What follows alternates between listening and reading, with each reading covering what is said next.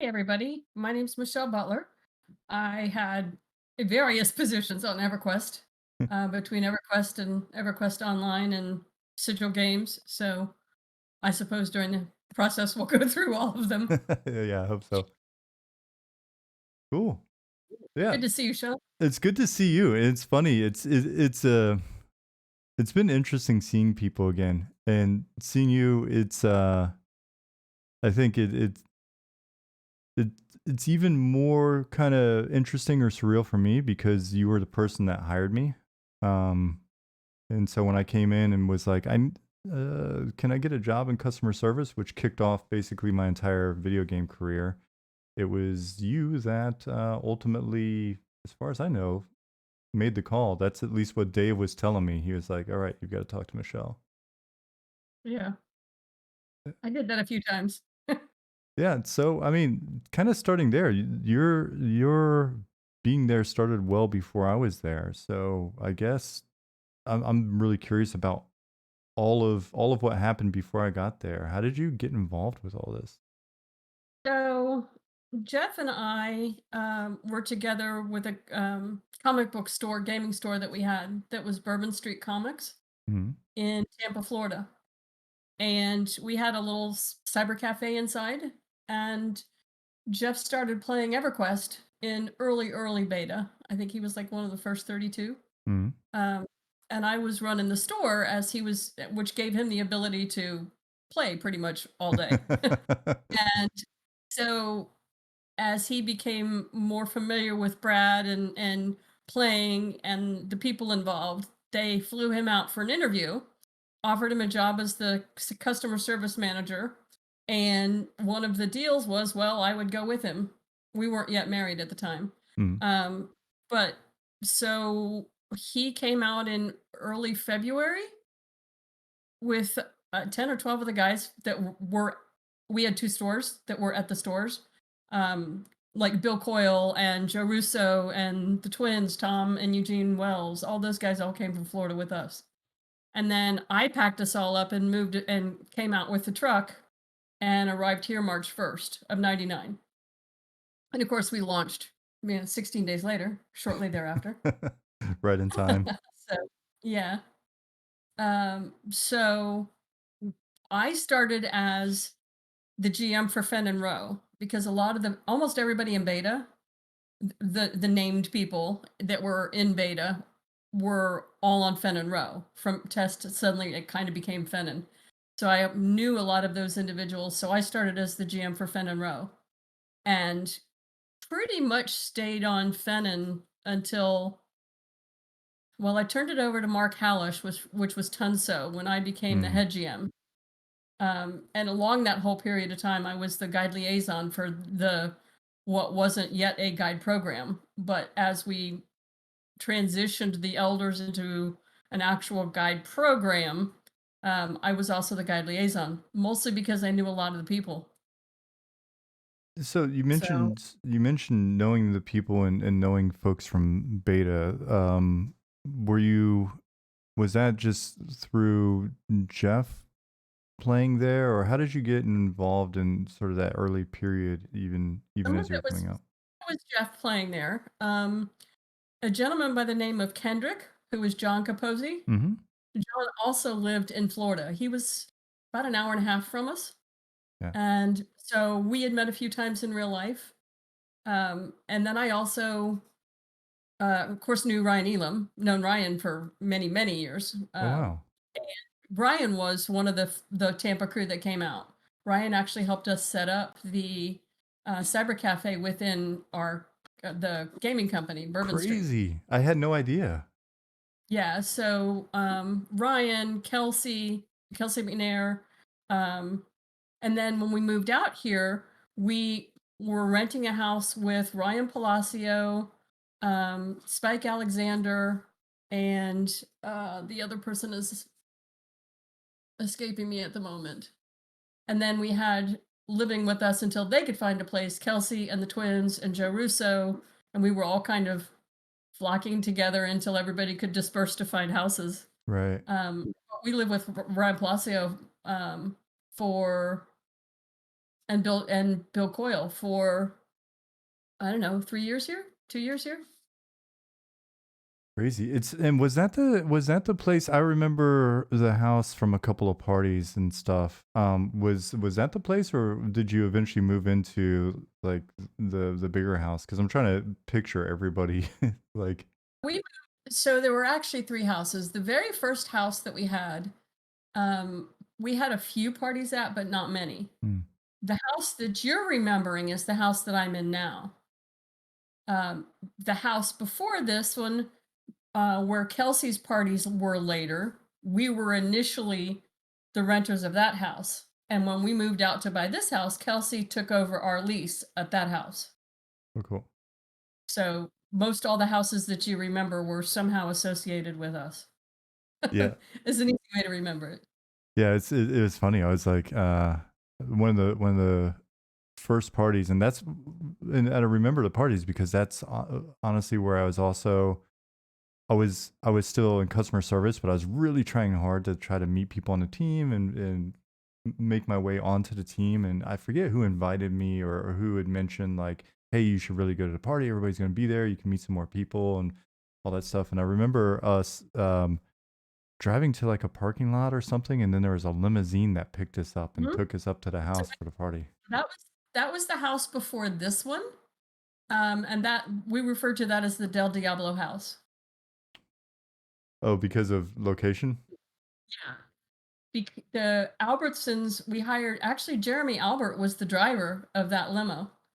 Um, Crazy. and because he wasn't 21 yet, so he agreed to be the driver for us. He drove because we couldn't put that many cars in front of the house. hmm So we had everybody park there and then drove a limo back and forth between the house and Albertsons so we could fit all the cars that we needed. Yeah, it's crazy times because I just remember being both the excitement of like it's a party and people are there or whatever, but it was just such a like wild, super exciting period of time. Everything that was going on with EQ and EQ is blowing up and just there's so much like energy. So I was completely like awestruck and just incredibly excited to be able to show up for something like that. Well, we also tried to have we had listed guidelines so Mm-hmm. that people couldn't drive away drunk or Mm-hmm. because we all were drinking at the time. And very few cameras were allowed because at the time a lot of us were very public faces. And when everybody's partying and having fun, you don't want something like that on the next web page as the news story for tomorrow. Right. um, and we were also kind of particular about the people that we invited to make sure that most everybody that was there got along well and there was nobody challenging and there were no players allowed. Absolutely no players allowed and that kind of thing because it was kind of a release valve for us, Yeah. especially as customer service. Yeah. It was really a way for all of us to bond better as a family hmm and learn more about each other too. Yeah, it really felt like that. And it was, again, I saw it as just like a really amazing opportunity because I wound up getting to get to know a few people that ultimately, I mean, helped set the trajectory of my career. So, yeah. Um, so I guess back away from the parties and back to like guides and stuff like that. So, first of all, the list of people that you mentioned, Ryan and everybody else, what an amazing crew came out of Florida. Like, Yeah. that's a whole topic in and of itself. Is um, I guess before we go into the guide stuff, maybe on that one, like, so you knew each other and you knew Kaposi, even though he is like an hour away, and then Ryan Elam, I had no idea, and so he was there. So the Florida crew was, and forgive me if I forget somebody, but Ryan Elam, Kelsey McNair, Joe Russo, the twins, Tom and Eugene Wells. There was Bill Coyle. There hmm was Matt Imregi. There was Jeff and I, of course. John Capozzi. Um, Jeremy Albert. And I'm missing two, but I don't remember because it was 12. All right. I'm sure Yeah. I'll think of. So was that sort of the plan as you guys were going out there? Were people already on their way, like interviewing for other positions or? Well, when we arrived, there was only the dev team. And so when Jeff arrived, we needed to populate customer service and populate it quickly. Mhm, And in order to do that, we wanted to bring on people that we knew would do a really good job, mhm, that we knew would be a good fit for the team. Um, so we brought Ryan Elam, who set up like I said, he set up the cafe in the store. Kelsey McNair was the manager for the South store. Joe Russo worked at the South store. The twins were our roommates at the time that we moved out. Um, Bill Coyle was the manager of the North store, as was Madame Reggie. One was manager depending on who was doing what. But they were both the North store. So they were all people associated with Bourbon Street Comics. And it because we knew each other, it just made it easier for us to go as a group and kind of hang out. We secured one house and we were like, okay, we'll all get there. And then from there, everybody can figure out where they're going to party off to and go get their own houses and that kind of thing. But we needed boots on the ground almost immediately upon arrival because the game was launching.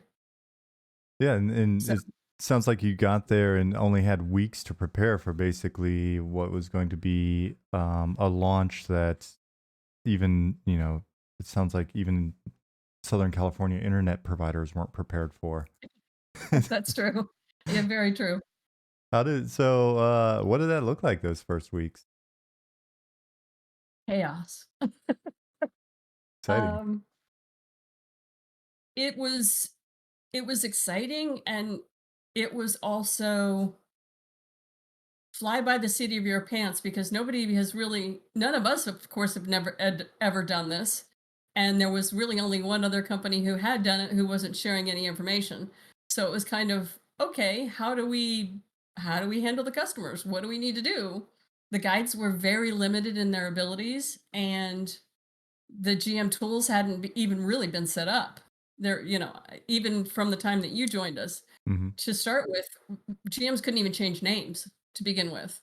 I'd have to go over to Spike Alexander and ask him to go into a particular file to change a customer's name because they had a bad name. Right. Um, so, and then there were no policies, there were no procedures. And so, pretty much writing those kinds of things fell on me for whatever reason. I guess I was the most capable of doing that at the time. So the GM manual, and as you know, the GM manual was like a living document that Yeah. constantly was updated. And so we just kind of started and just didn't look back. And then for more population, we would try and pick the guides that were willing to relocate. Some people just showed up on our front door and interviewed, and we wound up hiring a few of those. Uh, but the guides were always making some of the best GMs. So, many of the people from the guide program became GMs. And then we had the policy that if you were a guide, you couldn't then use your guide name or share which guide you were, because we wanted to try and not show like favoritism if, somebody's wife came and they didn't, or things along those lines, or if, two senior guides were having a rift between them, they wouldn't carry that to a rift with the GM. Right. So a guide that came into the program got a kind of a whole new identity. Yeah. Um, so we could leave some of those issues from the guide program behind.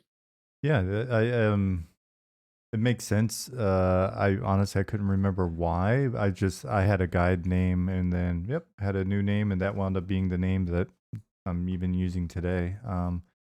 Yeah, I felt like I searched around to try to find a way to get any sort of a foot in the door almost immediately upon playing EQ, and so I had to have been looking for the guide program, and I heard about the guide program pretty quickly. So it seemed like that was up and running pretty quickly in '99.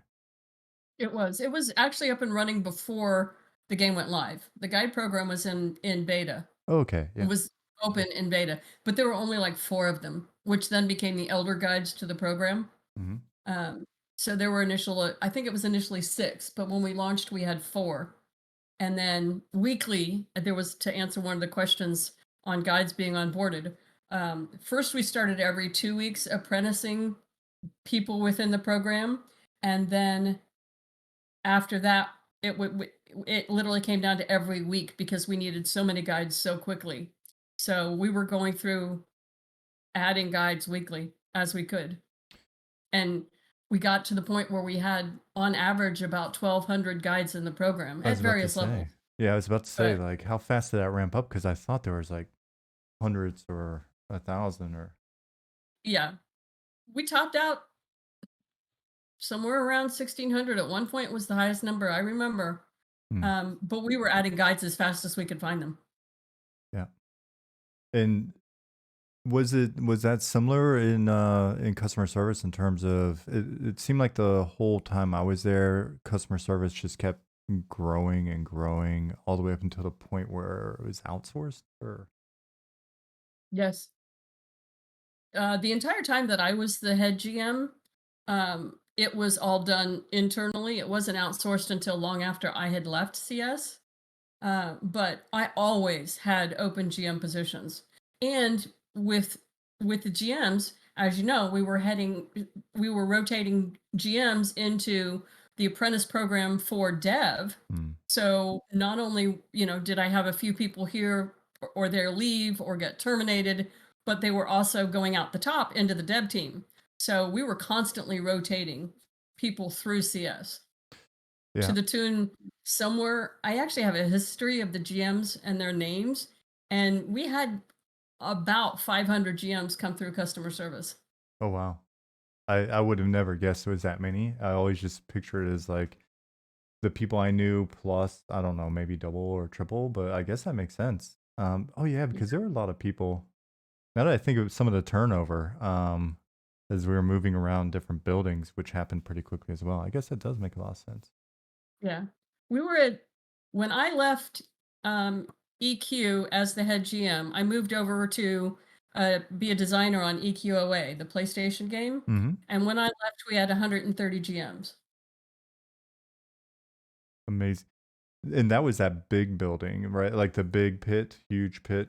Yep. Yeah. Yeah, for whatever reason, I picture this giant room, almost like a scene out of a movie like Brazil or something, where it's just almost dystopian, giant herd of people looking up at a big screen. Is that true, or did I imagine A lot of people visioned it that way. that?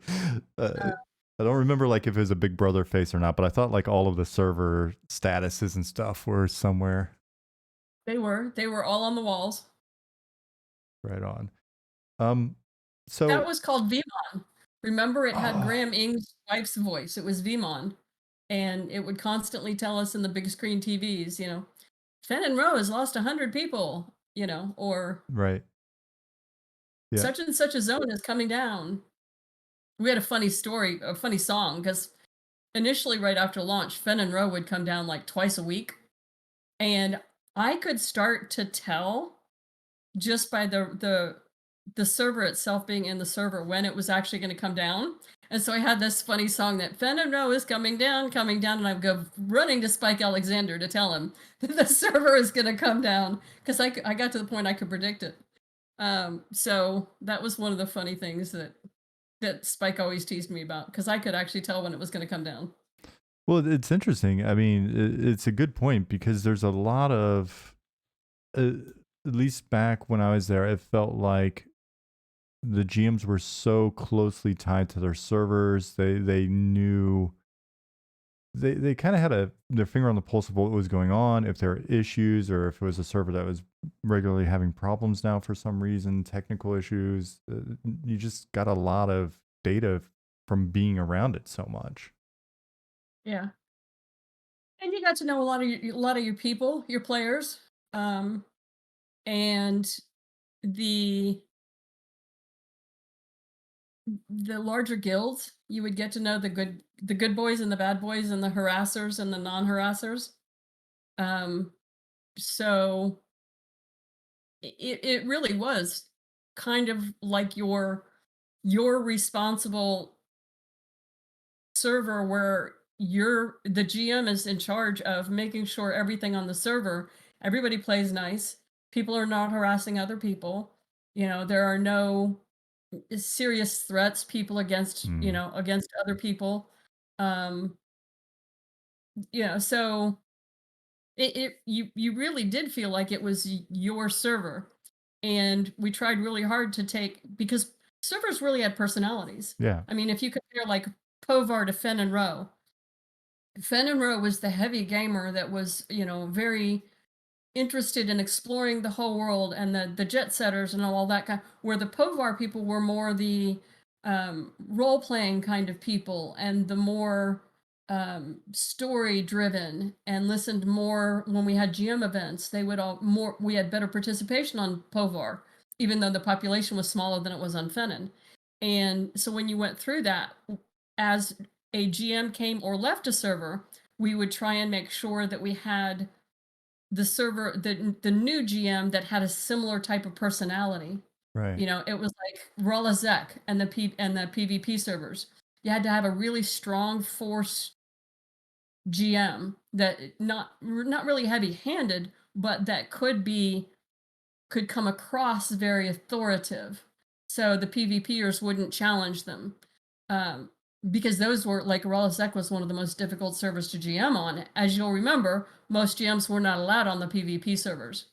Mm. Only the PvP server GMs were allowed on PvP. And we had that separation because PvP could be brutal to be a GM on.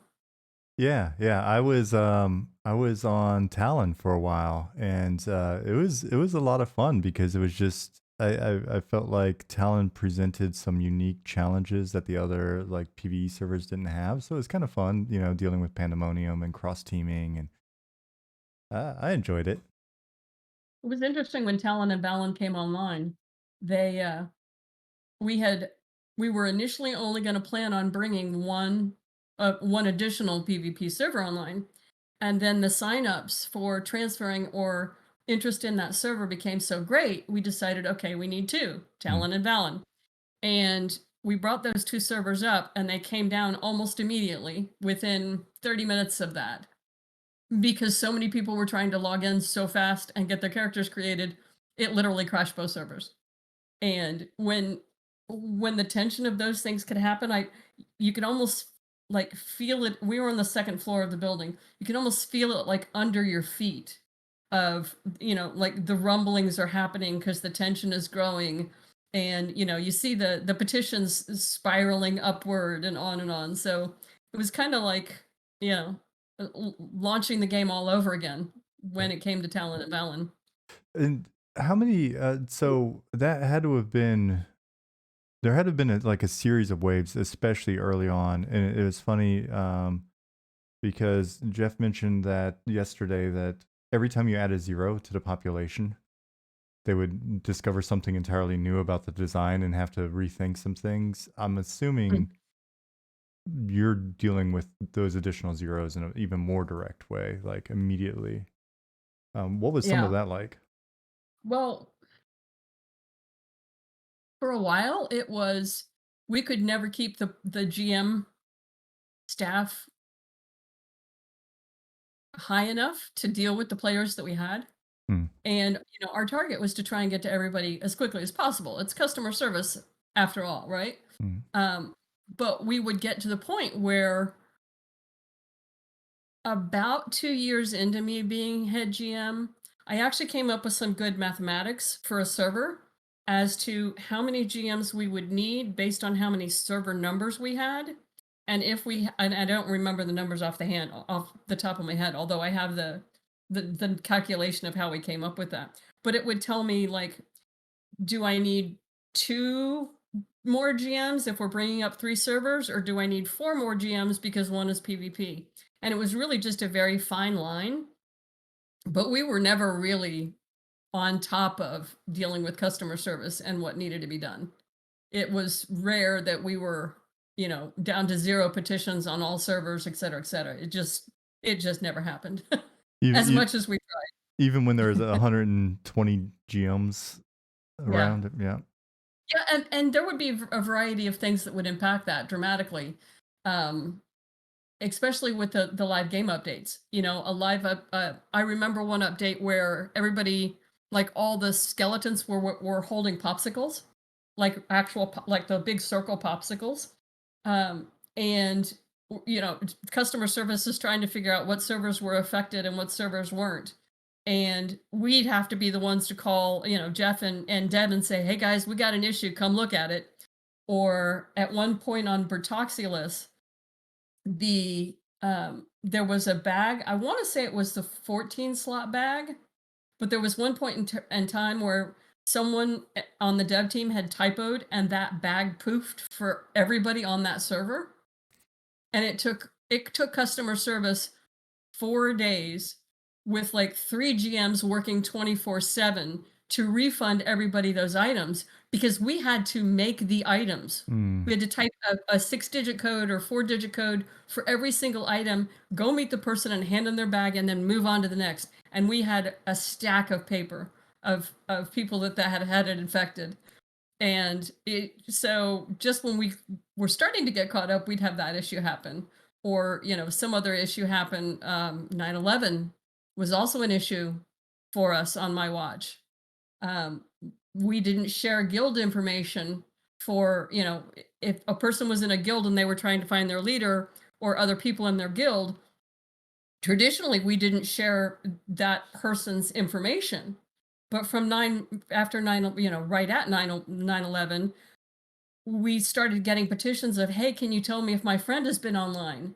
He's in that area, you know, or our guild leader is missing in action. What do we do? Mm. And, you know, things along those lines. So, and we actually started connecting people back and forth through the game for 9/11 because that's the only way that they could connect. Um, so that was a crazy time too. Yeah, it's weird. I mean, you mentioned it. Just I picture sitting down. Like we had a tiny little apartment in North Park. Fanny and I were both stuffed in there when we were still in CS, and I wasn't at work that morning. But yeah, we wound up. It was the first thing we did was just log in and immediately start talking to our guild. It was crazy. It was, and most of our team was in Paris at the time because we had scheduled the international fanfare. So Jeff and myself and Brad and two or three other people were in Paris for on 9/11. So we weren't even in San Diego. So I'm like 3 o'clock in the morning on the phone with Gary Grubson and some of the other lead GMs, you know, trying to go, okay, how are we going to make this work? What do we need to do? You know, what are the situations? What are we going to do about billing for these people? You Mm. know, just all kinds of questions came up with that. But that's just an example of, Yeah. you know, probably a big example, but an example of the things that impacted the inside world of EverQuest. Well, and as you're describing that, I remember the rolling blackouts and brownouts Hmm. in customer service as well was also pretty crazy. We're just sitting there like trying to keep up with petitions, and it's there go the lights, the generator would kick on. Yep. Yeah, We had to send people home to work from home. I remember that one too. Whole building went dead. crazy. Um, yeah, so there were those types of things that would come up, like you were mentioning before, the bags poofing due to typo. I remember anytime a server crashed and there was a rollback, especially early on, the tools that we had were, I think you mentioned a few minutes ago, the tools were still very primitive. And I don't Hmm. think people realize how much work we were having to do just to dig through and figure out what the hell happened half the time. Yeah. Well, we essentially launched not knowing what we would need.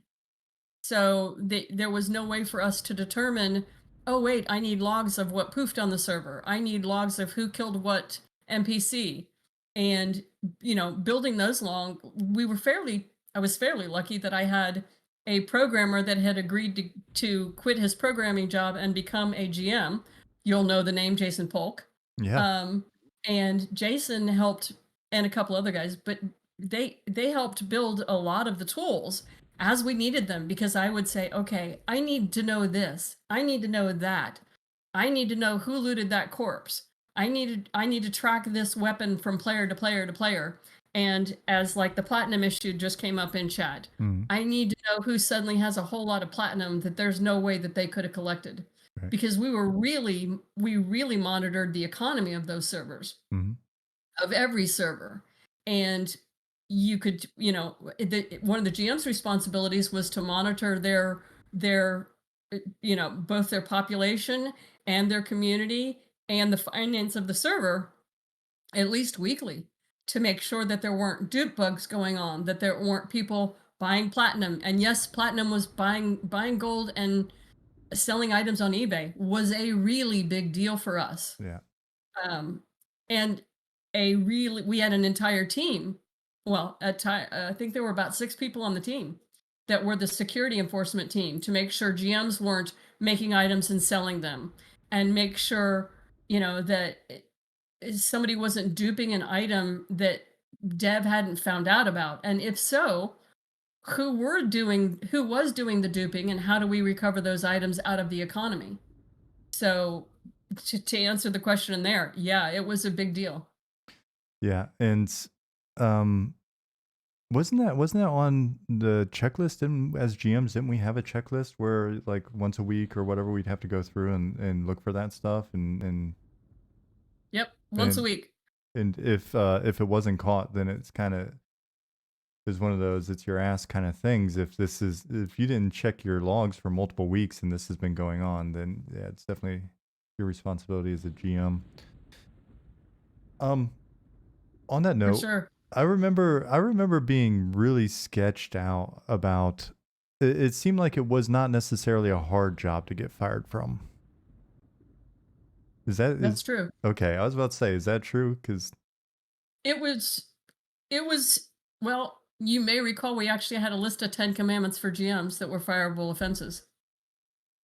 I don't remember it. Yeah, so like creating or selling items, um, hazing players or guides. Um, there was paying out. One of the GMs he moved over here to be a GM, moved to San Diego to be a GM, and owed his roommate money, and he created platinum bars to pay his roommate the money that he owed him. And the lead GMs, their responsibility was to follow the GMs, to make sure that the GMs were not breaking their rules. But there was also like, you can't be abusive to a player. Um, you can't play on a live server. You can't GM on the server where you have your play character, Mm, because then you could give yourself stuff. So it wasn't difficult to get it wasn't difficult to get fired from, but if you used your brain and really supported EverQuest and wanted to be a part of EverQuest, then it was really very easy to keep your job. yeah, It's this just what it if you seemed got like. the job to abuse it, then we're gonna catch you. Yeah. Yeah, and I only remember one or two like incidents like that. For the most part, it seemed like people followed the rules and were pretty chill. There was a um without going, I guess, into specifics, but I do remember someone got caught making some armor for somebody that they shouldn't have, and that wound up being a pretty big deal. Yeah, that And was. and That was Riverside too. oh, actually, I'm thinking of Yeah, the cobalt breastplate that appeared on a server that track hadn't yeah, been yeah. killed. I remember that one. And it was things like that that was our responsibility to keep the world going and keep the player experience good, which kept us in jobs, which Mm, kept the company going, which kept people paying us, right? yeah. So it was like an evolving thing where you just had to we had to be very mindful of all of that. And a lot of the a lot of the game itself and the design of the game was based around the stability of the server, based around the economy of the server, Hmm. based around there not being dupe items and things along those lines. So to keep a server healthy, we had to monitor a lot of those things. Yeah, it's Cigar, funny. to answer the questions, and GMs able to spawn items. Standard GMs it was tiered. So there were some items that you had to be, it was called God mode. there were some items that you had to be the highest avatar level, and we had like 24 levels. And based on the levels would depend on which items you could create. Now, guys couldn't create any items other than like the apprentice staff that was created to allow a guide, and they didn't create them. We actually gave them tokens so that they could go to their own vendor and get them. But the majority of GMs could create like player issues, but like um, Rubicide and things along those lines, the platinum bars, things along those lines. Most GMs were not able to create those kinds of things. Yeah, and it seemed like again that was one of those when people were checking logs. It was at least while I was there, it seemed like it was surprisingly easy to find mischief when it came up. It's like, oh, why was somebody coming through and just killing all these, juggernauts or whatever? And the We evolved those logs and all of our tools the still probably to this day, or at least the entire time that I was associated with Sony Online Entertainment. And I left before it became Daybreak. mm, But for the entire time that I knew or was associated with it, we had pretty good logs. the point that you're just making though, I think is it's an interesting one because and it's I think it's a bit underrated or kind of a little bit of a, like, I don't know, a untold story or whatever with regards to the success of the game. The the focus on the integrity of the game at that point, and how much of that went through customer service's hands, as opposed to, well, it was designed that way and the design maintained its integrity. Like what you just spoke to was a lot of work on customer service part to ensure that this service and this community is actually healthy. And I don't think people fully appreciate that. I'm curious, do you think customer service has evolved away from that? Do you think that still exists? Well, yes, I think it's evolved away from it.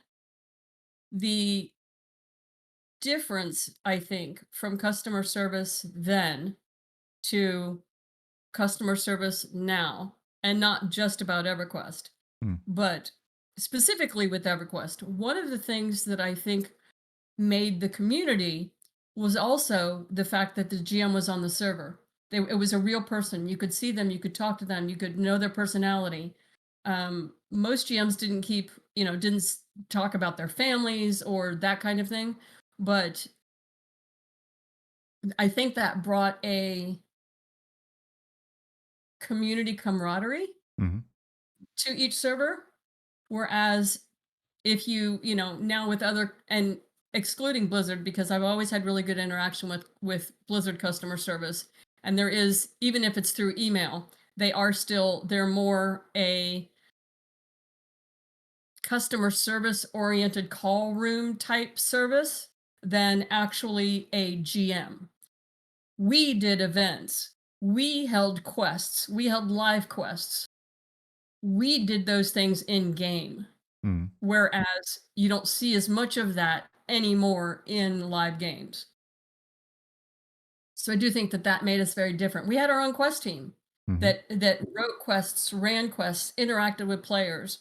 We had Santa Klug on the servers that would come around and be Santa Claus, through the servers. And some of those things I think are more like with WoW, it's more of a triggered event now Yeah. for Christmas.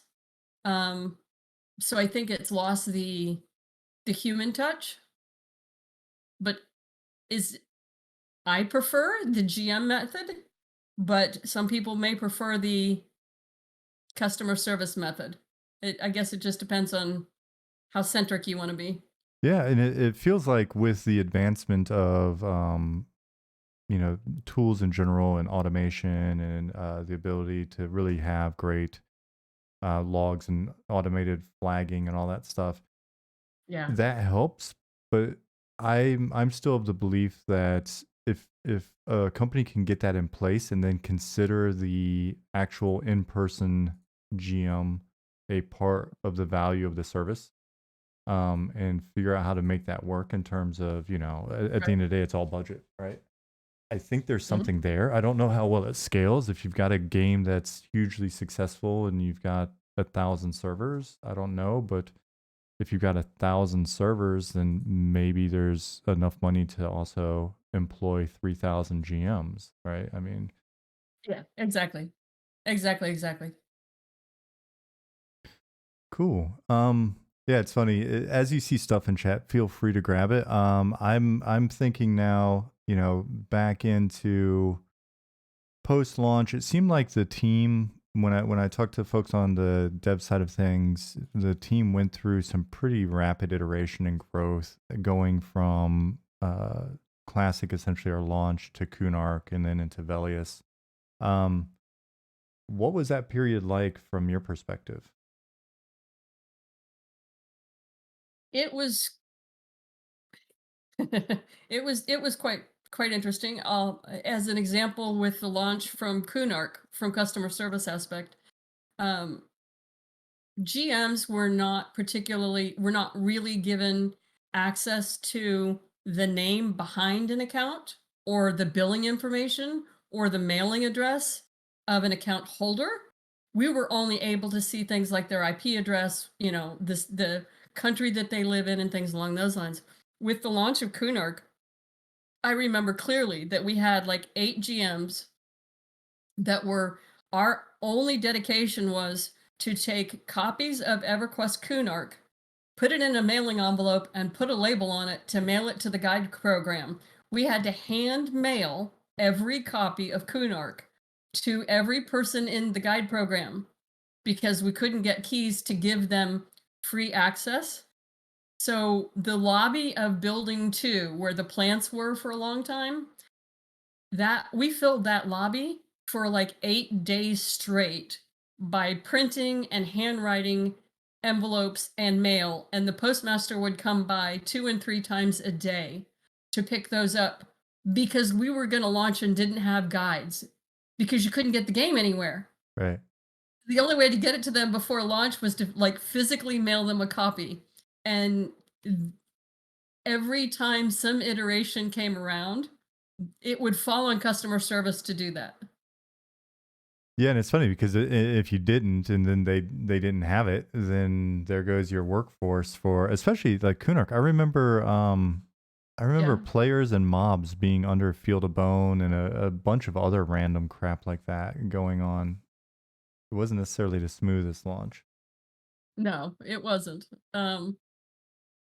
But, even later in my days as the associate producer in EverQuest, which was like 2012-ish, we still the entire management of within customer service and dev, we were there at 4 o'clock in the morning getting ready for the rollout of the next expansion.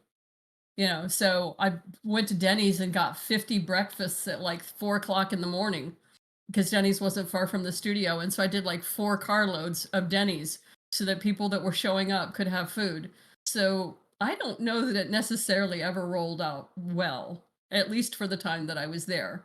Um, we certainly got better at it, but it's hard to say that there's really ever a launch without some hiccups. It just depends on how big the hiccup is visible to the player base. Right. So I think that's kind of the nice point right there. Yeah, I remember when we did the expansions that I was there for. I remember it being a pretty big deal, especially like when Legacy of Akesha came out. I know it was smaller and stuff, but digital download had its quirks and all of that. We were so proud of the fact that we didn't have to drop the servers for like a week or 2 weeks after launch. Everything Mhm. just kind of worked. Yep. Um, like a big moment. I remember. Do you remember an incident where there was like rolling server outages for 2 weeks? And I don't remember what it was. I just remember it was just like all hands on deck for like weeks where servers just kept crashing. I can't say that I remember that, but it wouldn't surprise me. Um, we had a lot of crash servers, Yeah. so no doubt about that. But I also remember like actually having to take servers down at at CS request, and there would be times. I think in my entire career, as in CS, I think I only pulled like 4 or 5 times all the servers down. And it would be as I was seeing something mount, like some bug, or this was after the Bird Talks days, but there would be some bug where we would see something going corrupt. And I would finally have to make the call, and I would get on the phone with ops and say, "This is Michelle Butler. You're taking us offline. Take us off now." And they'd be like, "Are you really, really sure?" And I'd be like, "Take me offline right now." Mm. And they'd be like, "Okay." And so the servers would come down and you would see everything flatline, and customers literally employees and GMs and devs all scrambling to figure out what was going on. I remember one time a situation happened where they were called God accounts, and they were mostly like the higher, like Brad, Gordon Wren, Jeff, a lot of the higher end people within the team, Smed, Russ. One of those accounts had been compromised, and on this particular server, a God account was going through banning a bunch of people in a guild, and we couldn't figure out why. And then we realized who the account belonged to, and realized it was a God account, and somebody had hacked into a God account. And so we didn't know how bad the damage was. So every single God account, including mine, we had to ban until we figured out what was going on, and we took that server offline to figure out what was going on. But I walked out onto the server floor. I walked up to Gary Grubson and I said, "Gary, ban my account." He's like, "What?" I was like, "Ban all of my accounts right now." He's like, I was like, "I'm standing right here. Ban them." And ban Jeff and ban Brad and ban Gordon, and just down the whole line, ban them all. And so all the customer service are going, "Michelle's lost her brain. What's going on?" But we did have, like, situations like that, that was, 5-star red alert. The It was question in always chat. entertaining though, that's for sure. Yeah, well, that was something. That was something about that job. So I worked security at a pretty big nightclub in DC when I was in the army, and I would say between that job and customer service and EverQuest, when you're going to work, there's liable to be something entertaining happening, and you never knew what the hell was going to happen. So they're comparable. What was the server that happened on Sulanzek, or do you remember? No, I don't remember what it was on. It made the papers though. I remember it actually made the papers because they had broken into a couple upper management computers, including Brad McQuaid's. Oh, So there were actually arrests made in that case. oh, It was like wait. 2001, I think. Oh, was that the one? Uh, I think I remember that because there are some documents and other things that got snatched up yes, during that. Yeah. exactly. Yep. Yeah. Oh, crazy times. That I also remember the one time where everybody in customer service was helping to print everything out for the court case, where for discovery, everything that was digital had to be printed. And it was like, Hmm. we're a very heavy email based company, guys. Do you want that? And it was just Yeah. like stacks everywhere. Um, Yep. so cool. Let's see. At some point we'll go beyond like customer service and EQ, but again, you had pretty interesting insight in like the evolution of ops. Was ops always there? Did it evolve into something sort of to me it felt like everything probably started pretty small and then it just kept growing into a whole new department and all of that. How much of that evolution changed kind of the nature of your work, like the relationship with the dev team or relationship with management or ops or? So initially, customer service had a pretty good relationship with devs, but there was a difference in that the majority of customer service were um, temporary employees. We were not full time Verint employees. Um, so they had to make some clear difference in treatment between customer service and dev. For instance, for I think the year, first 2 years, 99 and 2000, customer service wasn't allowed to participate in like the big Christmas parties and that kind of thing. And there was actually a door that kept customer service separate from everyone else. later, as Jeff and I both became more embedded in the company, a lot of the company, half the company reported through to Jeff on dev, and then, all of CS through me. And when we started, there really wasn't any ops. There was Spike Alexander. That was kind of it for ops. And as we launched with like 13 servers, and as we added more and more servers and more customer logs and needed more and more data and more bandwidth, they kept adding more and more people to ops. And people like Dave Jed, who started in CS, went over to ops. Rob Matzker started in CS and went over to ops. And, so it was customer service also kind of funded ops with people Mm. because there wasn't anybody more familiar with what was going on than customer service. So, and then we actually wound up in the last building that we were in, there was actually a whole ops room, the main large room, when we were up to like 130 GMs. Tom Terrazas had QA and I had CS. And there was a whole room where we could just walk up and see the number counts of all the servers and the connectivity rates and how many people were online, how many GMs were online, how many petitions there were. So it did evolve into a really big deal. But that wasn't, until much down the road. Like everything else with EverQuest. Yeah. It was all live and learn because nobody had been down that trail. Mm-hmm. And it was interesting to see some of the, because things were so high profile. There are things like, I remember you had to, I think you had to be selected or allowed, like if you wanted to do CS on Vishan, right? Because it was like, all right, so FOH is there, it's high profile. If you screw up or, make a bad call, then that's going to be front page. Yeah. Vishan, Furiona V, Fen and Rowe, Ralasek, Talon, and Valen were all specific to GMs. Mm. So there were only certain groups of GMs that could GM on any of those servers for various reasons. It just depended. Like I described the PvP reason before. But with Vishan and Furiona V, they were both very very role play centric. So the GMs had to be really on their mark to be on those servers. Plus, we also had some very high level players that were on those servers, like some really famous names of people that were on those servers.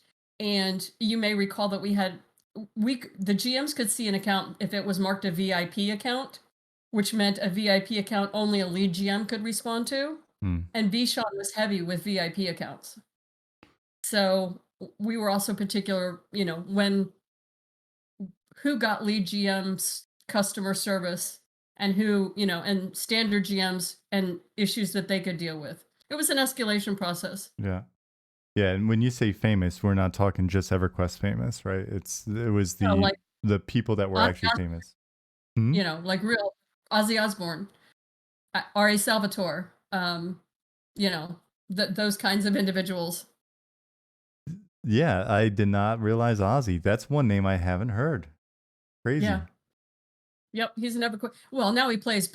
Well, I don't know if he still is, but now he's a Blizzard fan. But oh my god, yeah, I could imagine Ozzy during that period, mumbling stuff in Guild Say. That would be amazing. Yeah, Jim Lee, prime example. Yeah, exactly. Jim, I got to know Jim Lee simply because of EverQuest, and he's driven he drew a Furiona V for Jeff and I, which is hanging on my wall here. Badass. And so there is a large list. Yeah, Kurt Schilling is another person as I see, and Robin Williams is another name that I see. Fuhrer, yes, Fuhrer could be considered famous. So there were a lot of famous people, and we had to be mindful if they're using their name that isn't part of their intellectual property, they're allowed to use it. Yeah, so we ran across issues like that, but those particular accounts were noted as such. Yeah. Yeah. No, it's cool. We wound up when I worked on DC Universe, all of that it sort of came together with Jim Lee just because of his love of EQ and relationship with the Mhm. company. So it's pretty cool to Yeah. wax nostalgic.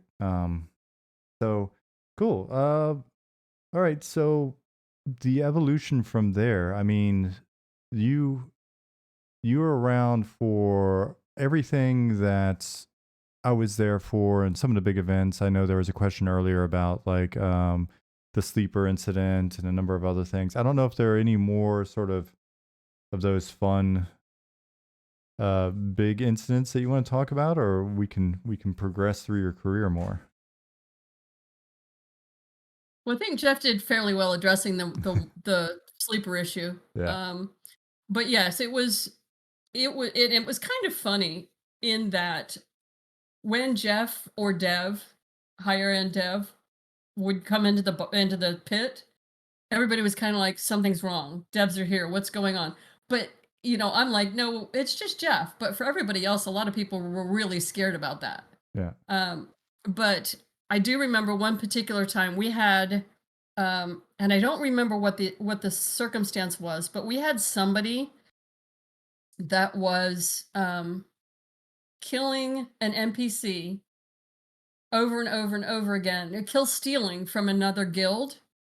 And John Smedley came down into the pit because he wanted to actually see it with his own eyes. Because back in those days, we would actually call people on the phone and go, "You do understand John Smedley is sitting there right now watching you on the server." And so, so the GMs were never permitted to kill a player for any reason. Smed is sitting behind the GM, who happened to be Gary Grobson, sitting behind Gary and says, "Kill that player, kill him now." And Gary is like, "Michelle, did you hear that?" I was like, "Yeah, I hear it." He's like, "Okay, killing player," and he killed the player. And then Smed called the player, and the player comes back and is like totally griping up a storm to the GM. And the GM says, "Please answer your phone. John Smedley is calling you." And John took it over from there. And we had a couple issues like that where it would either be me calling or Smed or Jeff, or sometimes with player crashes or things like that that we couldn't solve, we'd actually call them on the phone, and people would just be like, "You're really Michelle Butler," and I'd be like, "Do you see me in game? This is my character, Elionia, in game. I'm waving at you," and he'd be like, "Oh my god, it really is you." Yeah.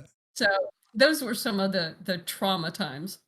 Yeah. And I mean, it's a weird and serious topic, but I also think people don't understand the amount of stress behind the scenes for while I was there. I remember several, many times where we had to call the police to check on people's health, or call the police because something was going on the other side, and they were letting us know. And it felt like it was fairly regular.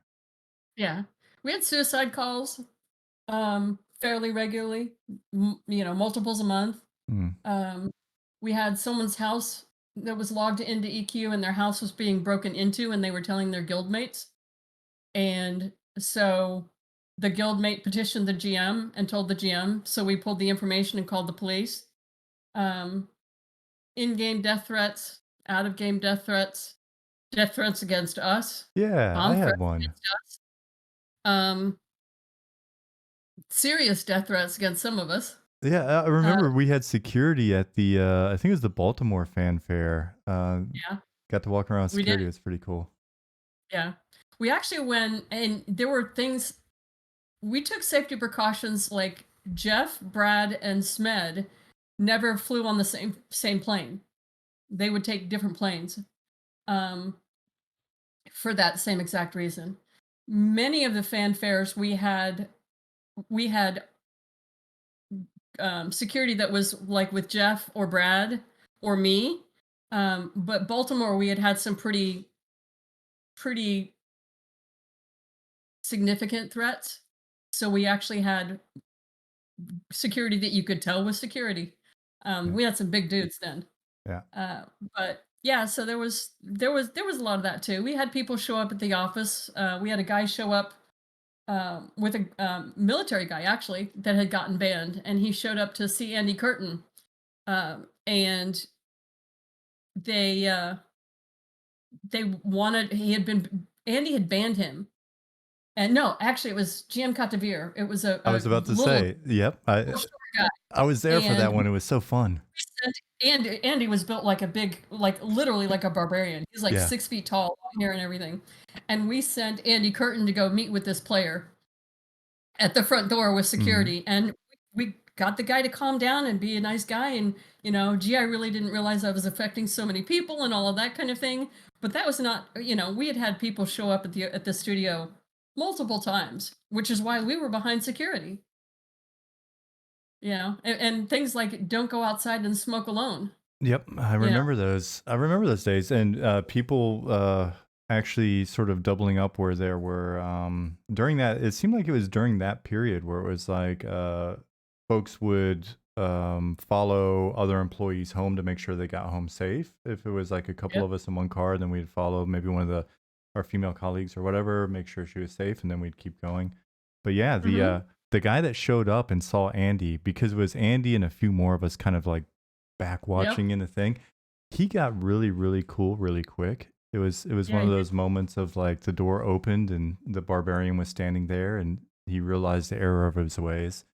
The Baltimore thing, if I'm not mistaken, and maybe it was a additional thing along with that, but I remember the Baltimore thing coincided at a minimum with I had banned a guild leader whose senior guide online girlfriend had been clearing mobs for him on the way to, I think they were they were going after track or something like that, and she showed up in the logs. And I remember that banning. um it was weird because I met the guy at the previous fanfare, I think in Vegas or something, and he was nice enough. But it was like, yeah, well, I'm gonna show up I'm gonna show up at the Baltimore Fan Fair. You better be ready. I'm like, okay, you're half my size. But then the security there was legit. Those dudes were beasts. Yeah, they were. We As time progressed, our security detail got more and more. Um, because we were also, EverQuest was becoming and touching more and more people. Mm. And we went from a couple 100,000 to millions. And when we would all show up at a fanfare, boy, if you had a beef, that was the place to take it, was to a fanfare. Um, so it was our job to try and keep everybody safe, which was not always easy. I remember one situation where a Rala Zek GM had banned someone, and he was at work, and his wife called him and said, "I have a fax on our home fax machine from a player named X who says that they know that I'm sitting at home and they know where our kids are at school and watched me drop the kids off at school today. I thought I should call you and tell you." And so, of course, we had to get the FBI involved. And, they literally were casing this guy's house and his family. Yeah, people got And crazy. yeah, they did. I just looked up and the same thing in chat. Yeah, exactly. Yeah. Um, Yep. Exactly. yeah, it Caragor, what was your GM name on Solo Sekiro?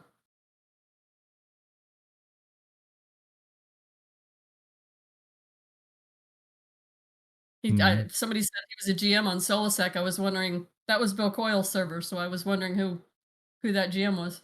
Yeah. Yeah, so the fanfares wound up being pretty interesting. For the most part, it seemed like, aside from probably too much drinking or whatever, they tended to go off without too much of a hitch. I thought it was really a cool opportunity for us as employees to be able to check stuff like that out. Um, did did things sort of change over time? Honestly, once I got on a team and then once I moved to work on DC and Austin and stuff, I kind of lost track of the evolution of like the way CS worked and fanfares and everything else. Well, after I left, when I went to EQOA to be the designer, and they turned it over to Alan Crosby, and George Scotto was still involved. Um, Scotto was from corporate Sony, and they made the decision to pull the GMs off. It was a financial decision, but they made the decision to pull GMs off of the servers and go more towards a he bought Calciferous. That was Kelsey McNair. Yeah. Um, I'm reading the chat. That was Mm-hmm. Calciferous. Um, so sorry, I lost my train of thought reading the Calciferous. Um, After yeah, I the lost. so after basically the budgetary sort of justification So hit. Scotto decided to go to a more um, like telecommute, like a teleconference marketing type of room Mm, where everything was handled more in email than actually directly on the server. That kind of changed the face of customer service. Um, I didn't agree with it at the time, and I think I probably still don't. mm. I understand why they made that decision, but it changed EverQuest and changed customer service, um, which is kind of why when I then later went over to Sigil with Vanguard, we tried to breathe life back into the real GM for Sigil with Mhm. Vanguard. And of course, shortly after launch, Sony bought that. And so that happened with their GM program also for Vanguard. But I do miss a lot of those days and the guide program. Yeah, and it felt like I remember expressing concern to Russ when they were making the change to customer service because of how many of us came up through customer service, and it was like, well, we're going to lose that talent pool if we reduce the overall CS staff.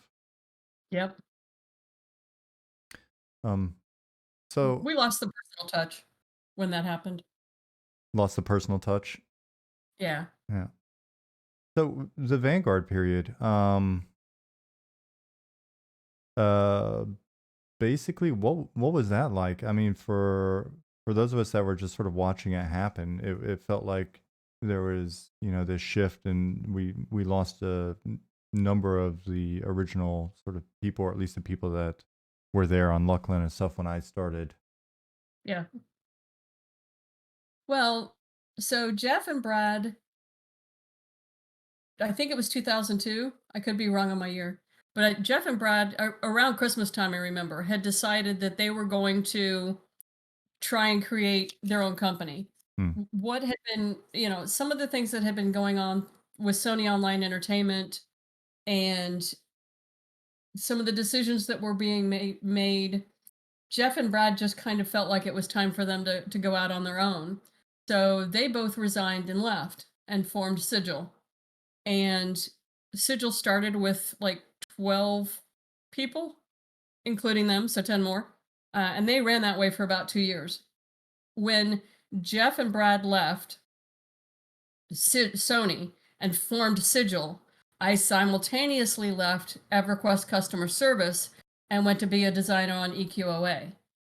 As the whole management group, we had kind of the CS manager position was highly visible to the players, and more questions towards me and towards EverQuest customer service and all of that were directed more towards Jeff and Brad. And hey, Michelle, why did Jeff and Brad leave? A lot of those kinds Mhm. of questions. So to try to alleviate any conflict of interest, since I was now married to Jeff, we decided I would move over to designer on EQOA, which worked out well. And that was one of my favorite things to do. I loved that time frame and I loved that team. Um, so then when Vanguard was ready to start customer service up, I then left Sony to go over to Sigil. And as I was bringing the Sigil customer service team online, I was designing. I had the title of a designer, but I wasn't doing any designing. I was setting up customer service. So, and I took some of our better GMs, I shouldn't say I took, some of the GMs that wanted to follow me, as did some of the elder guides from Right. the guide program, and some of the senior guides helped me set up the Crimson Fellowship and Sigil. Um, it was since we had done it once, it was a lot easier to do it the second time. Yeah. Um, because we kind of knew what we were doing at that point. But then the whole thing circled around, and in 2007, when we were getting ready to launch, it got sold to Sony Online Entertainment again, and Sony, by contract, picked up, I think, like 10 of us. And so we were suddenly right back at Sony Online Entertainment, and I became the community manager for Vanguard since I knew the community team. But it was there were some good times and there were some trying times. Jeff and Brad didn't always see eye to eye. Yeah.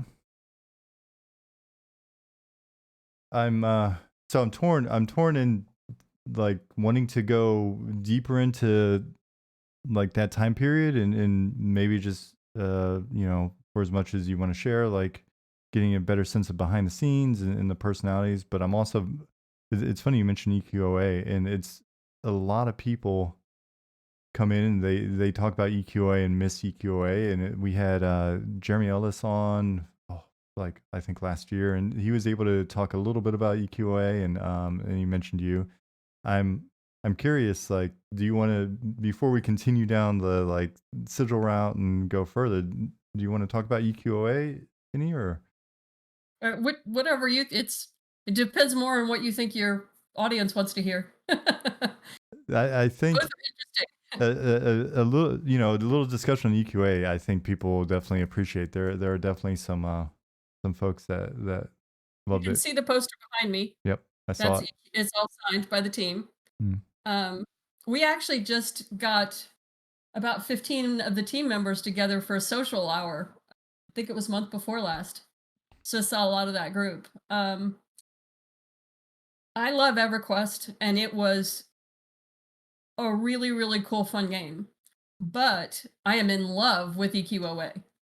I love everything that we did about that, and I loved everything that we did as a team. It was a very small team. There were, well, the designer wise, I think there were like 6 of us or 7 of us. So it was really small, but we worked very well as a nice oiled machine. mm, And someone is bringing up the EQ emulation efforts, and yes, as a matter of fact, I talk to those guys every day.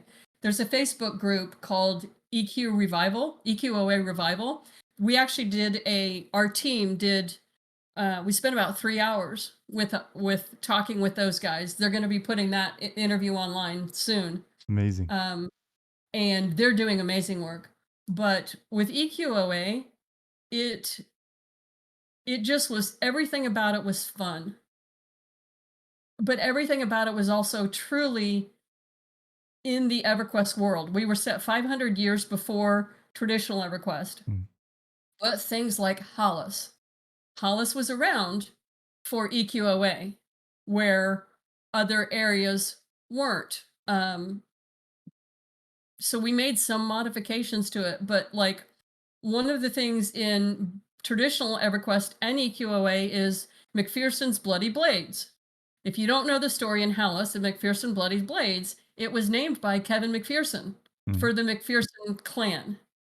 And so when I was setting up EQOA, I was like, I'm going to populate Hallis. I knew barbarians were one of the crew that I knew the best, barbarians and wood elves.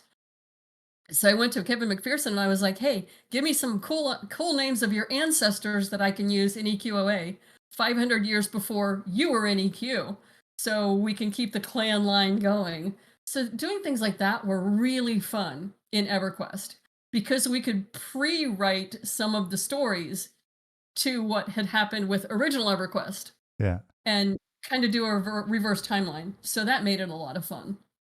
And because it was a PlayStation and never had been done before, that was also like, if anybody is, the Deebs in Vanguard were cool like that. If anybody in the world can pull off EQOA on a PlayStation as an MMO, it is the designers that we had on that team. It was, we had Amanda Flock, we had Bill Mm, Coyle, we had me, we had Jeremy. Joe Russo, Tom Wells for a short period of time, um, and a couple other guys that had filled in the boots afterwards. Uh, but what an awesome game that turned out to be. It was small. It never really was as big as EQ ever was, but man, that game was fun. It was a lot of fun to play too. We nailed the fun factor in that game. Yeah, it's interesting the crew of folks that you had. Because I last year I spoke with Dan Enright for a little bit as well. I think he was over there, yeah.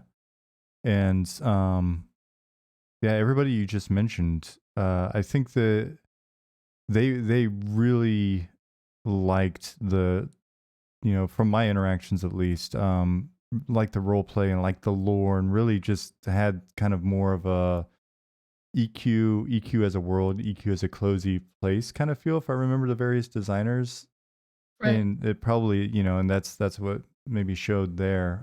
Whereas I think as EQ evolved, it really it became the feel of the game was driven a lot by the high end and rating, and sort of that competitive nature, and um Yeah. uh, and I think there was sort of that little bit of a split, and then a lot of the folks that just had that kind of cozy sense of place of EQ and that feel wound up on your team. So Yeah.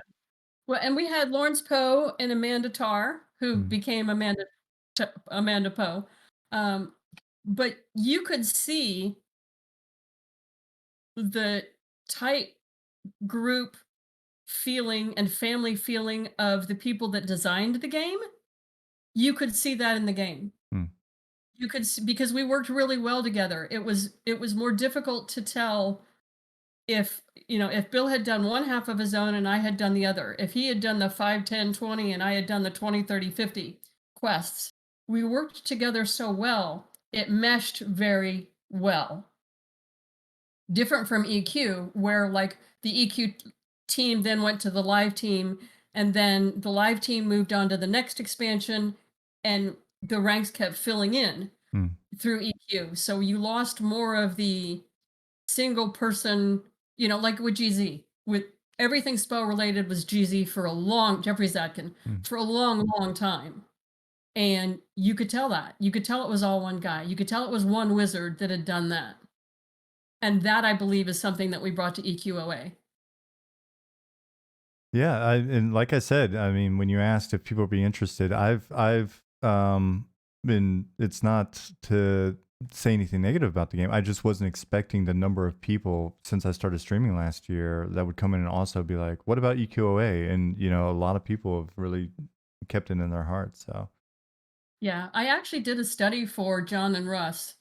My last stint at SOE, which I guess was 2014, I did a study to try and see if we could reverse engineer backwards from the PlayStation 4 to the 3 to the 2, something for EQOA. And I actually spent a lot of time with Ryan Elam and with some of the art team, and it just wasn't possible to do. And so many people think that the decision to take EQOA offline was finance, and it wasn't. The real reason EQOA came offline was because the way that we had designed the game at the time, you put in you would put in your credit card information and your expiration date, and that's how we managed billing. When EQOA was out, it was before the CVV code on the back of a card. Our interface had no place to enter the CVV code, and our data processing finance company could no longer bill the individuals without the code because the law had changed. And so we really had no way to keep the game online and bill anybody because we could no longer bill them. And at the time, it was, I don't know that it was illegal, but it was improper to ask for the code on the back of the card, and customer service couldn't do it. So we had no way of transitioning over. And we actually even brought Amanda Tarr in for a while to see if she could fix that interface. And the interface between the two to where we were in the PlayStation, it just wasn't possible. So we had to decide to take the game offline just because you can't keep a game going for free. Yeah. Uh, and it Yeah. was still, I mean, it was still generating a good amount of income when it went offline, but that's why it went offline, not because people didn't want that management didn't want to keep it online. Trust me, Russ Shank's wife was one of our biggest advocates for EQOA, and we were all heartbroken when that game came offline, but there was nothing we could do. Wild. It's crazy. Yeah. So that's the real story behind EQOA. Right on. Appreciate it. So veering back to where we branched here, you asked me about being in a certain place for this. So I logged in earlier today on my guy. Unfortunately, he's got J boots, so it wasn't too long of a run. And made sure I came over here. Yeah. That should be a dedication.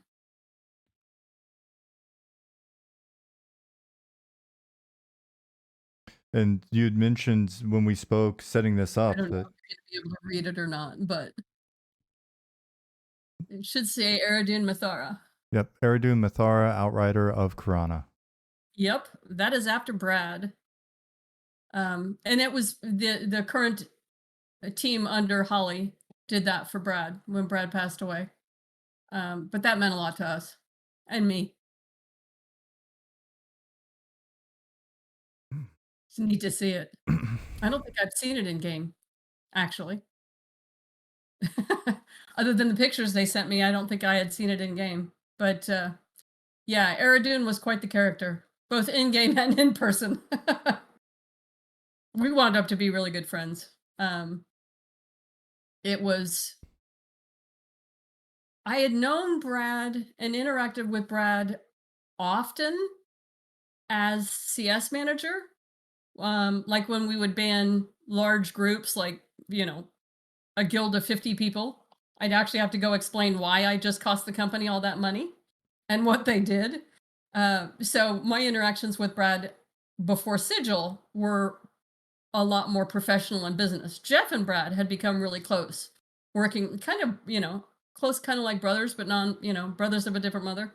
Mm, And after we moved, after those guys formed Sigil, I got to know Brad a whole lot better, both on my own and with my relationship through Jeff through Brad.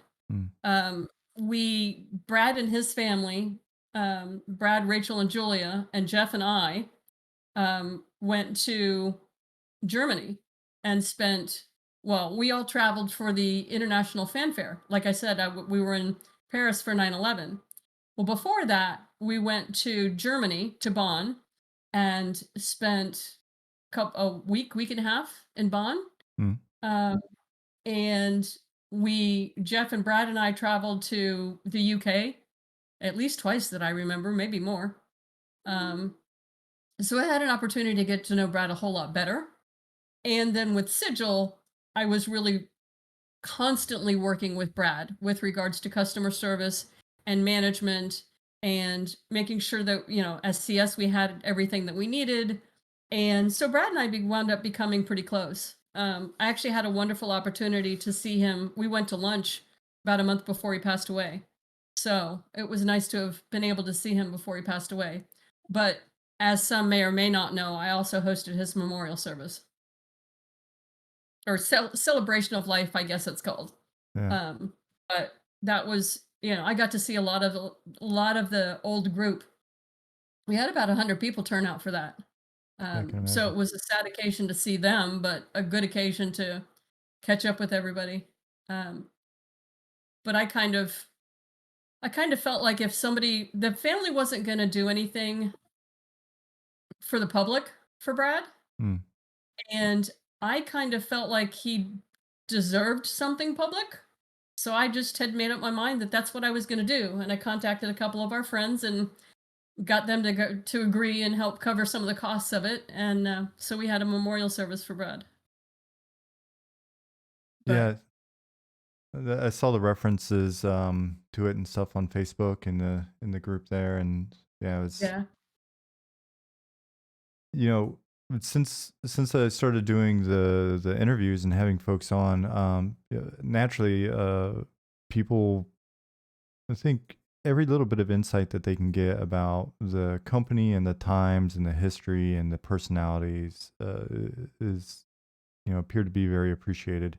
And naturally, if we're talking EverQuest, like I clicked, clicked on the memorial here, and the thank you for the reminder, Sitzel. The inscription on it says, "Thank you for making our lives here possible." Yep. And the people that I talk to in the community, I think a lot of people just have that curiosity to know more about Brad because, well, we're all here because of EverQuest, and he's such a key figure in that. Um, it's something that I even realized just in if it wasn't for EQ, I don't think I'd be making video games. I probably wouldn't be sitting in Germany right now. Like my life would be completely different. Yeah. And That's true of a lot of us, and that's because of Brad. And John Smedley also, but absolutely. Brad was a lot of the driving force. He was a gentle kind of person. Loved the players. Loved to talk about EverQuest. Tried to play EverQuest often, but wasn't super good at playing EverQuest. He would frequently get the party killed or things like that. Or he would get involved in something and I'd get a message from him, "Hey, I got involved in this and I think I told the guide the wrong information." And of course, everybody took Brad for his word. "This is Brad McQuaid that told me to do this." And to be like, "Brad, they're not allowed to do that." So oddly enough, one of the things that we finally did for some of the problem people on dev, including Brad, was whenever Brad would log into the game in his Era Dune character or in his play character, the GM on the server would be sent a notice. "Brad McQuaid has logged into your server." And I would be sent a notice also. I'd get an email. "Brad McQuaid has logged into such and such a server," so that we could kind of figure out what he was doing and making sure that the guides weren't misled to go do some things for him because Brad asked. Um, so that was kind of always funny. Brad had a great deal of Furion Vias pretty much was around because of Brad. He really wanted to see a very RPG centric kind of server that was very role play, all role play. And he was very particular that keeping the player immersed in the world of EverQuest was very important. Hence the bad name policies. Mm, Somebody had asked if there was, if the GMs had to approve the names, if there was a tool for that. Yes, yeah. every name in EverQuest, someone hit the approve button on, um, because we wanted to keep the immersion in the game. For some people, this was their escape. This is where their friends were. For some people that had disabilities, stuttering disabilities or things like that, the audio associated with games really wasn't associated so much with EverQuest back in the day. So a lot of the conversation was typed conversation. So people with disabilities or vision disabilities or you know physical disabilities, typing or things like, they could escape into the game and not be harassed by those things in this world, in the real world. Yeah. That was very important for Brad to maintain that commitment to the game. That was very important to him. He also had some other things that he didn't want to be associated with real world and in game. There were no demons, there were no angels in EverQuest. That was Brad's request. And that was a strict line by Brad. No angels, that's a real world. That's not within this world. This world we have our gods. This world we have, the deities and people that this world celebrates. Mm, Same thing kind of with Christmas. Really wasn't Christmas, it was Santa Klug. And we didn't weigh heavy into any real life situation other than 9/11, which was obviously, you can't do, that affected everybody everywhere. Um, but Brad was very centric on making sure that the game was in good hands, both with the GMs, with customer service, but that also we were making good decisions for the players, good decisions for the finance of the company, because we really had to report up through Sony. Mm-hmm. So those were a lot of things that Brad juggled. He also juggled with the fact that he was so successful financially. Mm. That was difficult for Brad. He was, he married his high school sweetheart. They stayed married until the day he died, and she passed away a month later. He he enjoyed the fast cars, and he enjoyed the Silver Age comic books. So the things that he enjoyed, he spent money on, but it also bothered him to some extent that he had so much success. He didn't really know how to deal with it, which chased him his whole life. Well, his whole EverQuest life. Yeah. Yeah. I mean, it's crazy how fast all of that had to have happened for him and for everyone, honestly, right? Because it seems like there's no expectation of the Variant Racing Team parking lots, before Yep. launch, where it's like, ah, maybe this thing will work and we'll have a few players for a while, and then next thing you know, it's massive. Yep. Yes, absolutely. Um, we one of the things that we did we bought a car with one of Jeff's first royalty checks. That for was our EverQuest car. It Mm, was one of his dreams, and Brad was known for his Ferraris and Porsches, and so those guys enjoyed fast cars, and we're in California, hence the Variant Racing Team yeah, made perfect sense. And then we got a huge ding on one of the guys' doors, and they were like, okay, we need to change the parking lot a little so that these really expensive cars have their own place to park, and so we don't have someone that can't afford to pay the $3,000 to fix the ding that they just put in the Ferrari. So we separated the cars out. But all of that it just came from need. And, the fast car and the racing was so those guys had something to do outside of EverQuest, because so much of our life was EverQuest. You lived it, you breathed it. I had VMon running in my master bedroom for like 2 years, and 3 o'clock in the morning I'd wake up and Fen and Rose come down, or servers disconnected. It, it was some of the only escapes that we had. yeah, yeah. Brad picked cars and comics. And to be perfectly honest with you, walking through the parking lot as a GM who is aspiring to one day get on the team, it was definitely aspirational. There was no lack of motivation back then for me to stay up late and work hard and like I want one of those cars one day. Yeah, Um, you got what you put in. yeah, Some of those guys, their royalty check was more than they would have made in their salary all year. yeah, yeah. It's the early years at Sony were definitely some of the most interesting in my career when it comes to compensation and just the mode that we're in. So it's definitely stuck with me.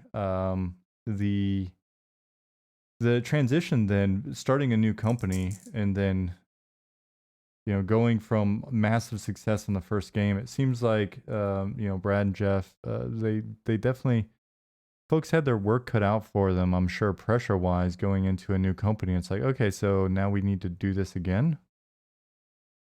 Yeah.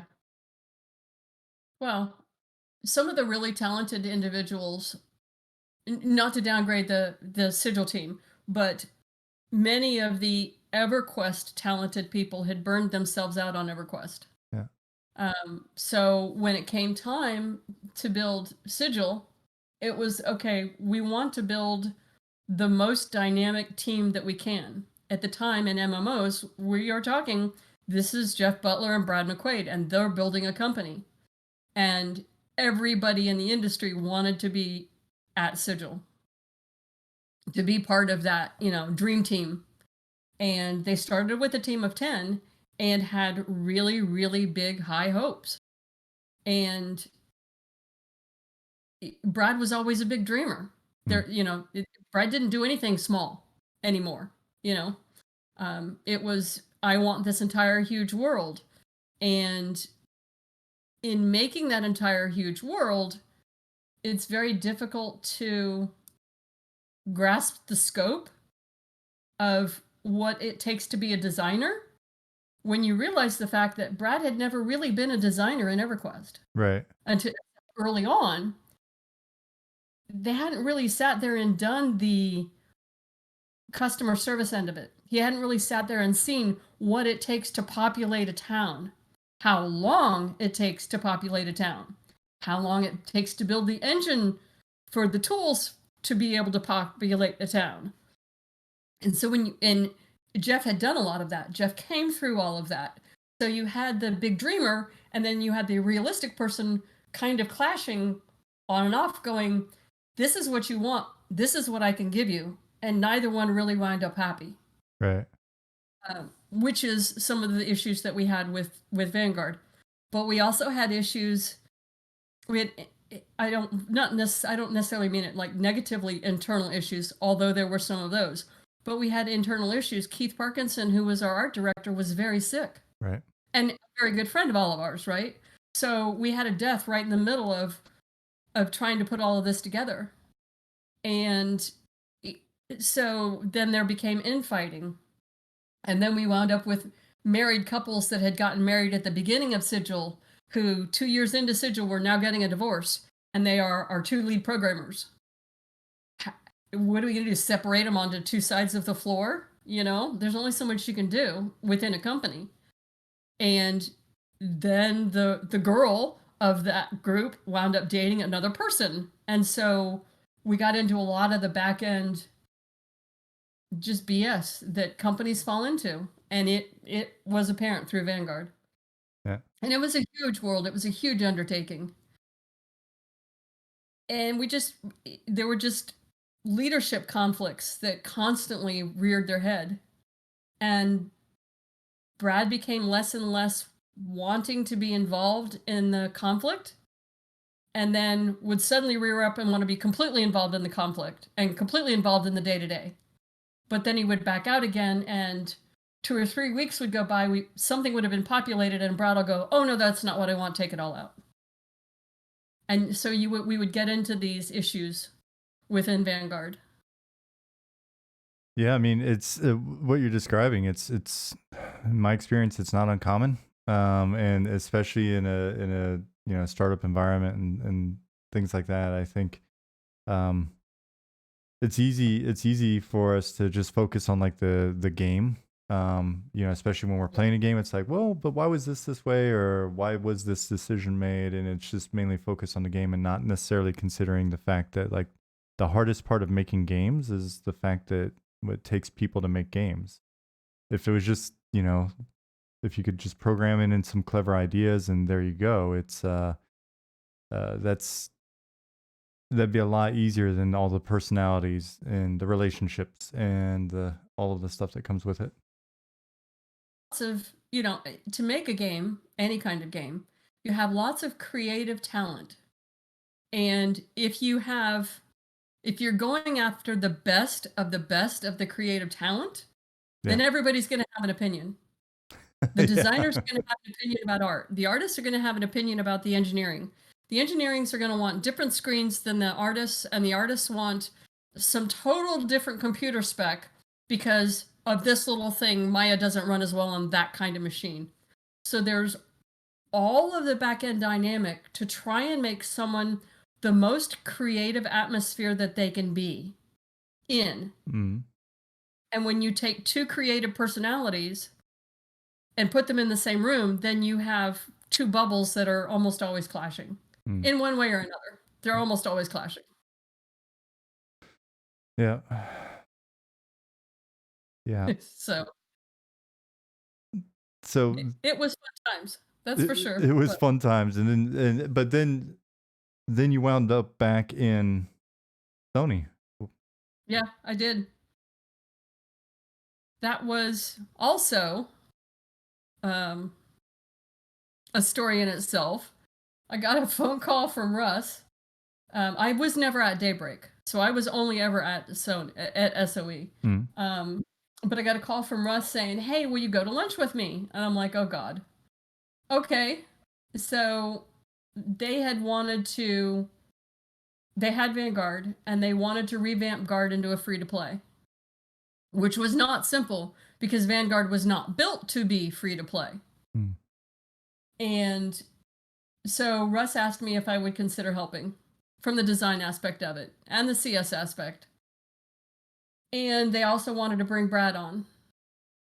And Brad had made quite a few enemies of some key people, and including me at the time. We hadn't talked, Brad and I hadn't talked from 2008 until about 2012. Oh, wow. And Russ had said, I want you to mentor Brad to be a designer on Vanguard.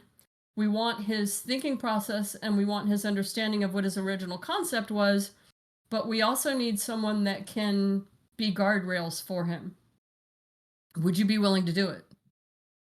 And I said, well, I'm going to have to think about that.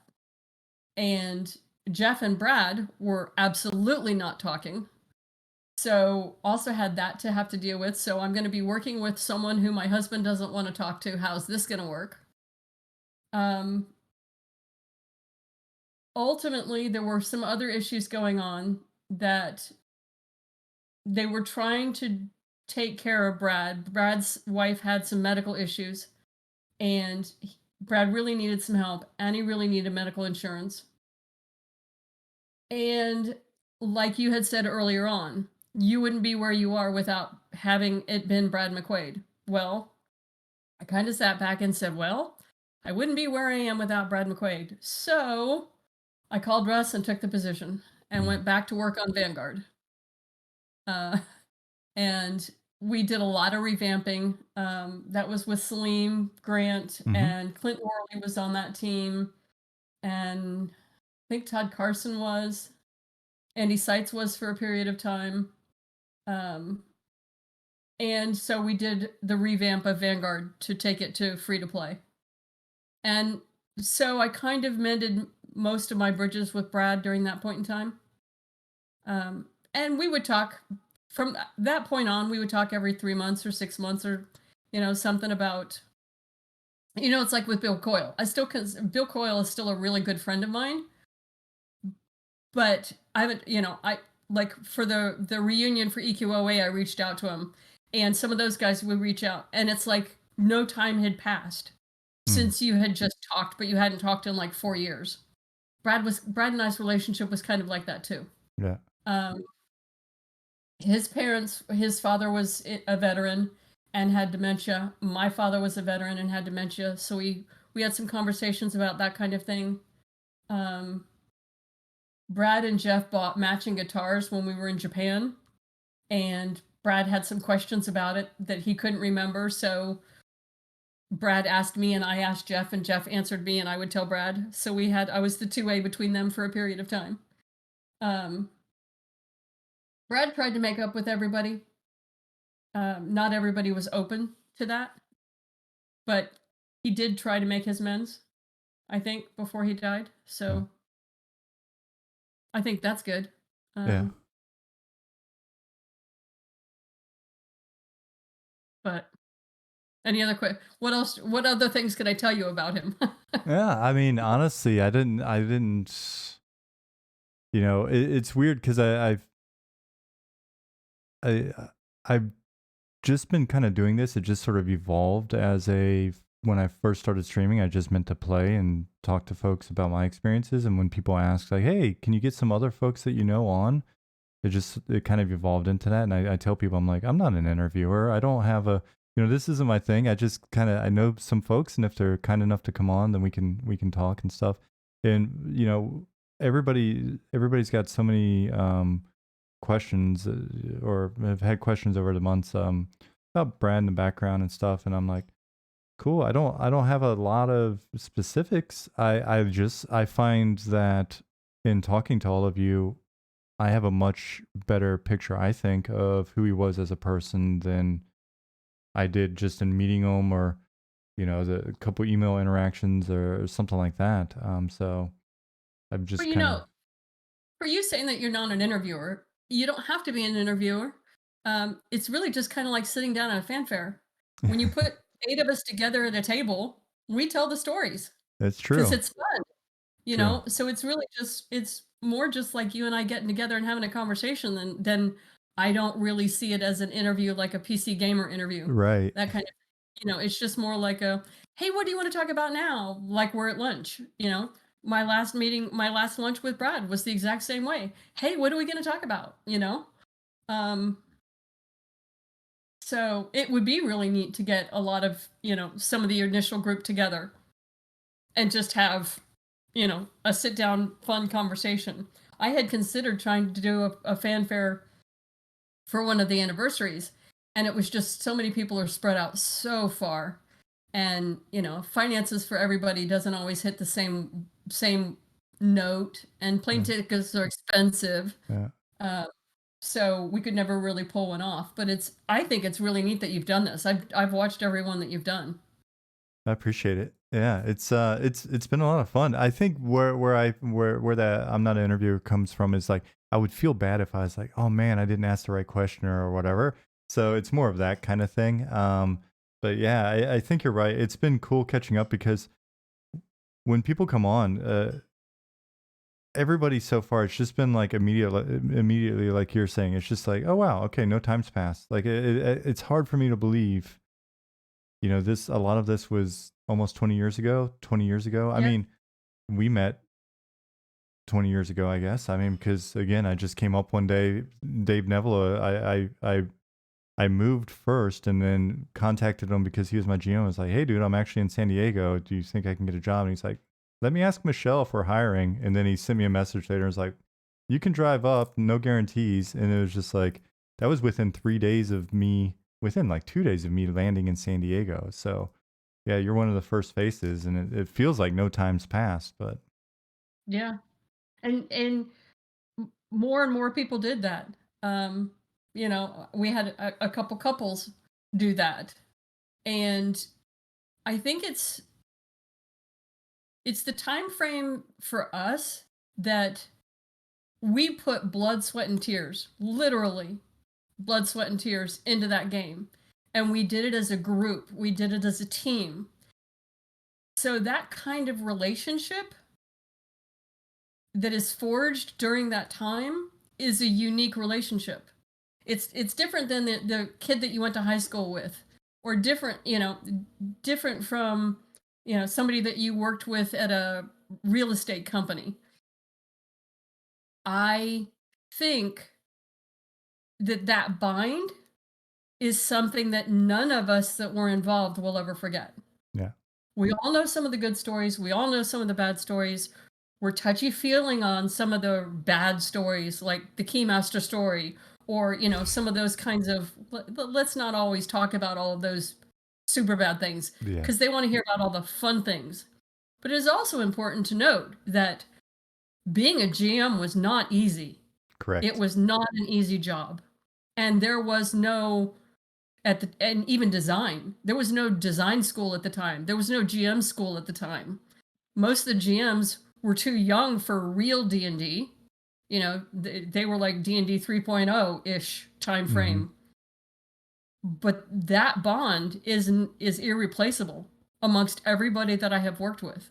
And I try to stay in touch with, I mean, most everybody like you. I would have been on your show earlier had it not been for COVID and me being embarrassed about hair, and I it know. don't think that'd be recorded. Um, I but know. that's just something that, it's like when I ping the EQOA guys, I was like, guys, let's do a reunion. And everybody's like, tell me when and where, I'll be right there. Yeah. You know, that's just the way that it is. And we all click. Yeah, I don't know if you saw the comment in chat, but yeah, the comment was, "I've heard Michelle's name mentioned in, I believe, every interview, if not every, almost every." Yeah, so you've come up quite a bit. I mean, it was you're a key figure back then, especially. I mean, when I was coming in, the company was still small enough that it was it was just these all the names that you mentioned. Honestly, like the whole Tampa crew wound up they were all badasses, and it's like it was just all these people just kind of burst out of this small scene, and yeah, had a lot of influence. So And they were all handpicked. yeah. Yeah, so one of the things that was just mentioned here, there was another question about your thoughts on EQ being 20 plus years old and still going strong. And then the other thing was love to see a new panel of odds in the future. So I was able to do one, I think, panel VOD with I think that was Doug Todd and Bill Fisher, and that was actually a lot of fun. Now that my internet seems stable again, I may reach out and see if we can get some more going where it's multiple people and kind of like you were saying. Yeah, because one of the other things too, when you put, as you'll remember from fan fairs, if you put more than one of us in a room, we can go, "Oh, you tell that story better than I do." Right. Like the Andy Curtin story, the GM Catavir. When I see GM Catavir, everybody's like, "I know that story." You know, when you put all of us in a room, then you can just kind of sit back and watch us all talk because that's kind of what we do. It's reminiscing for us. Mm. Uh, so yeah, I would think that those would be fun too. And yes, I do and did play Magic the Gathering. And yes, we played with Brad. And yes, he had all the big nine. He had a lot of beta, Yeah. as do we. Yeah. I forgot you guys had like, am I remembering correctly? Like a massive amount. Then again, you had a Yeah. massive amount of fun stuff, period. If I remember, like from the party, it was just like, there's lots of fun stuff there, books Yeah, we and have a comics. gaming And library. We have all the Lord of the Rings sword collections.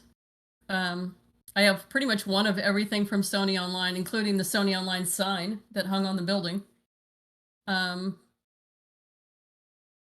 we collect Hot Wheels. We collect Magic the Gathering.